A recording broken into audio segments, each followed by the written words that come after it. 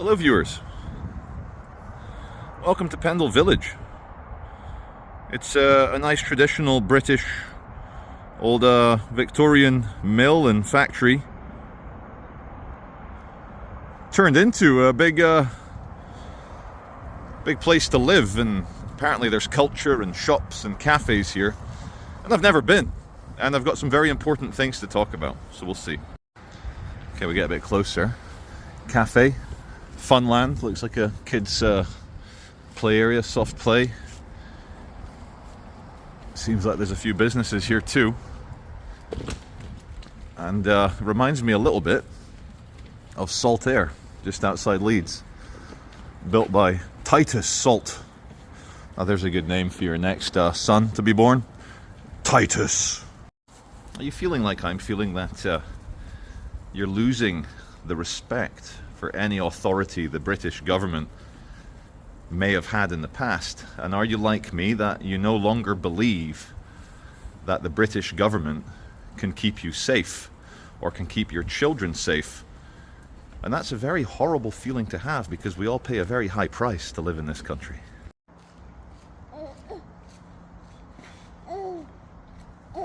It's time, isn't it? It's time for change. And it's going to have to come from the bottom up, because the top-down approach is slightly corrupt at the moment, and we're seeing real change in the United States. Benjamin Netanyahu as well, visiting from Israel, and in a conference, a little speech a few hours ago, Donald Trump told the world, together with his Israeli ally, Ralph is still practicing his speaking. Ralph's having a great time. But Donald Trump, the President of the United States, has told the world that the Gaza Strip will be annexed by the United States of America. The Palestinians living there, 1.5 million or 2 million, will, according to Donald Trump, be made to leave the Gaza Strip. And what's he going to rename the Gaza Strip? The MAGA Strip. The MAGA Strip. Now, the United States annexing Gaza was not something I expected. But then again, October the 7th kind of changed all the rules, the Oslo Peace Accords, the Good Friday Agreement, all of it negated and destroyed by the Nazis of Hamas and all their cheerleaders in Gaza on October the 7th. People have no idea just how disconcerting and beautiful peace can be. And then you've got death cults and demented, Satan-filleting ideologies that just want to kill as many men, women and children as possible. And you can't negotiate with that. You can't negotiate with Nazis. We learnt that in World War II. All you can do is defeat them. All you can do is defeat them to the point that their leader takes himself out in a dirty little bunker somewhere. Ralph is as horrified as I am. And we're in a new world now. It might not be a brave new world, but after October the 7th, any idea of reconciliation or de-radicalizing or negotiating to make them happy with the committed Islamists, that idea is gone. Now, the appeasement of the last few decades, the appeasement is over. The attempts to make peace with Satan and the devil is over. Turns out that demonic evil energy is a grown-up. It's an adult. It can think for itself. It's not a wounded victim. It's a grown-up. And if you let it fester and metastasize like the cancerous tumor that it is, we're all going to suffer more. And in the words of some old English king from 1,000 years ago, I can't remember, he said, at some point, we're going to have to stop running and make a stand. And it's better it's us rather than our children or our grandchildren. And I couldn't agree more. What kind of world am I leaving for Ralph unless I speak up? And as I said, I have zero faith in the British government to either defend my rights, defend my liberty, Or more importantly, the main thing they're meant to do, defend my life and my safety and the safety of my children. Every day, hundreds, maybe thousands more people, unvetted, angry, ripped off by human traffickers, arriving on this shore thinking that they're going to get a government-sponsored girlfriend, government-sponsored apartment, government-sponsored job, all paid for by the taxpayer. So I was going to take Ralph down by the canal here, down by the sea, somewhere closer to me. First of all, look at that expandable and collapsible gas tower. No gas. No gas, all brakes. Anyway, Dave A. Does not believe that people with prams and babies should be able to get onto the little incline to go down to the river. Thanks, Dave. Really appreciate that. Hope the really expensive personalized license plate was worth it.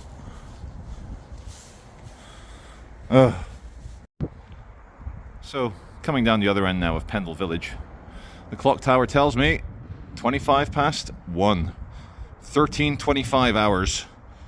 1,325 hours. So here, this outpost built in 1907. They were promised the black sheep coffee. They've put the labels up. It says coming soon. I'm coming!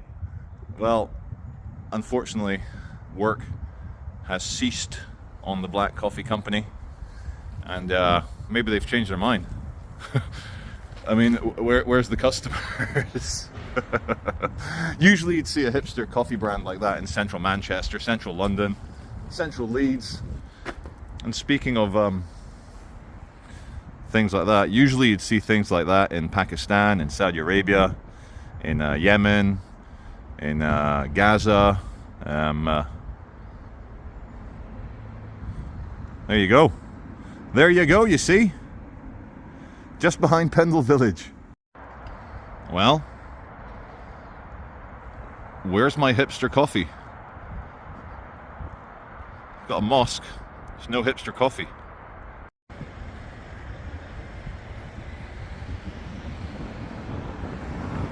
There's the train tracks. Let's get on the wrong side of the tracks. Briarfield, apparently.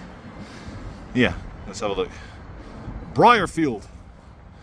And you look up, and I want to film it up close, but I'm a known entity, and every once in a while my inbox gets full, online inboxes gets full of really aggressive hate messages from people of the Islamic faith from up and down the country and even abroad, because what happens is the nasty people, perhaps Islamists, take clips of my videos where I confront the pro-Hamas crowd and I ask them where the hostages are, and then they edit it into a video making me look like some sort of,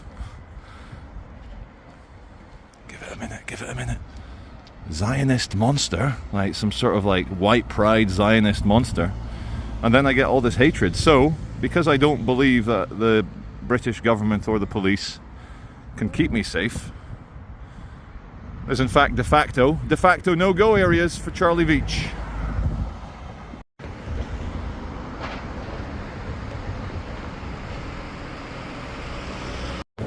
In case you're wondering, back to some beauty and good news and aesthetics and law and order. Pendle village here. I'll try and find out what it was originally, but it was built 20 times, let's get 10 times zoom. 1868. What was America doing in 1868? Were they still deep in their Civil War? Maybe. Can you hear him? Gentleman I filmed on the platform. A very agitated conversation, very passionate. And I think I sense a Nigerian accent. I think. It was somewhere in the outskirts of Colne and Nelson that I looked to my left and saw the coolest door knocker.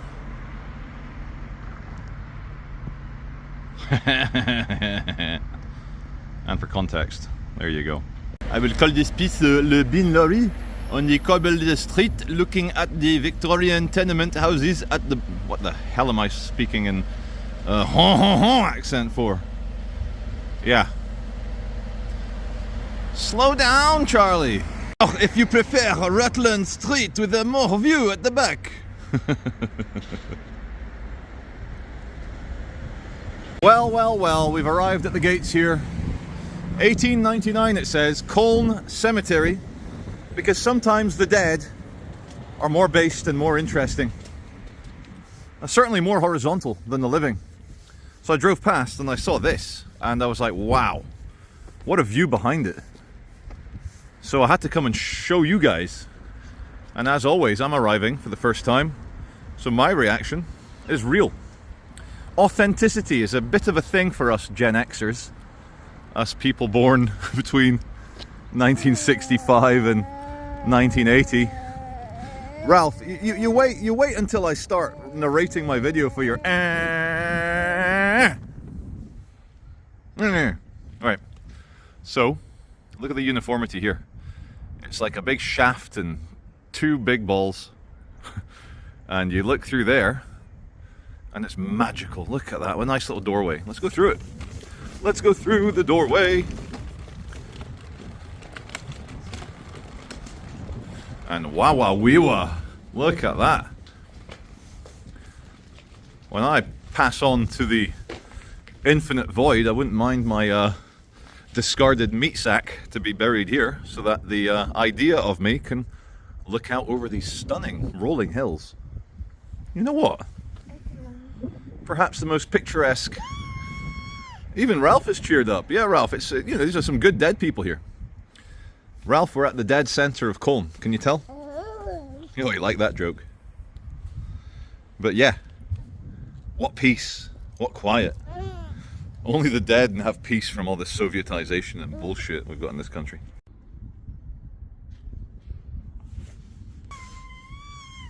Oh, could you tell I was filming?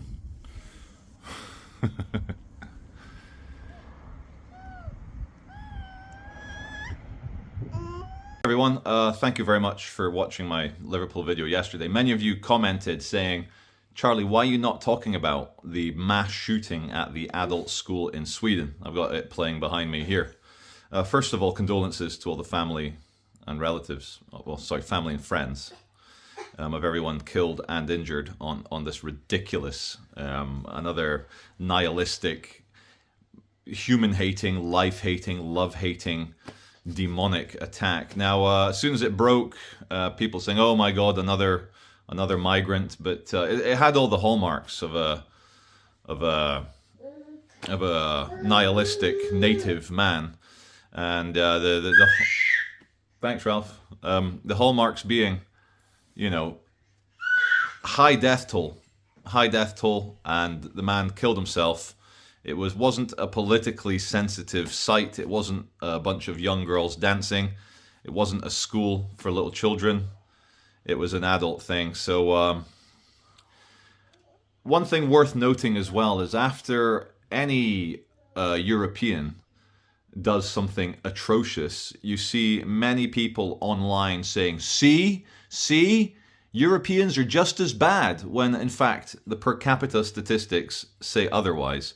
But as I keep reiterating with my friends in personal conversations, in the UK, in Sweden, we've got our own crazy people. We've got enough crazy people, got crazy people coming out of our eyeballs, as you can see. And the last thing you want to do is import millions of unvetted people. This is the British Broadcasting Corporation. They're the BBC playing this video, and even their reporter said that Sweden has one, in January, that's just passed, it had one grenade attack, one high explosive attack each day in January alone. Now Sweden is not a big country with a big population, but they do have a lot of migrants, a lot of immigrants, and it isn't the local Svens and Svenjas. It's not Helga, it's not Olga and Sven doing these grenade attacks. It's narcotics dealers and gangsters, mostly in the immigrant communities. Now, I'm not saying, what the hell, man? Like, of course, the vast majority of any population are normal, law-abiding people. The countries where many of these people come from, apart from Somalia, they're a bit of a failed state. In fact, yeah, I'm going to have to retract my words. Like, Somalia is a failed state, and they're turning Sweden into a failed state. Turns out you can get the angry traumatized man, the angry traumatized child soldier out of Africa, but you can't take his inner trauma and hatreds away, because they come with him.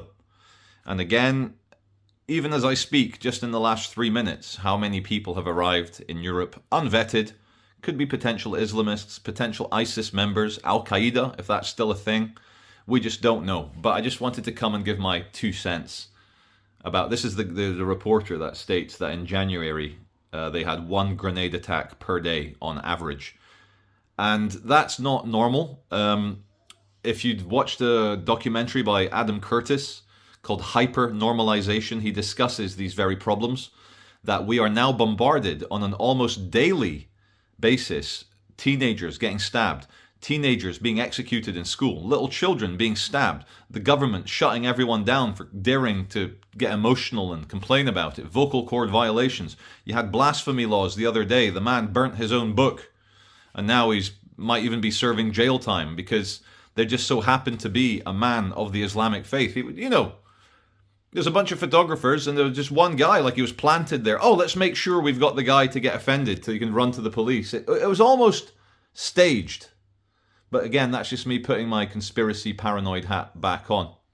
I don't think it was staged. I don't think Quran burner is a government agent. But I will say that unfortunately, throughout the 20th century, most uprisings, revolutions, coup d'etats, civil wars have the mark of the security services behind the scenes. CIA revolution, MI6 revolution, just behind the scenes. And I'm sorry for going on, but ultimately this little bit here to end this video is just to say to you all to resist the hyper-normalization of daily dead kids, daily knife attacks, daily car rammings, daily grenade attacks, daily mass shootings.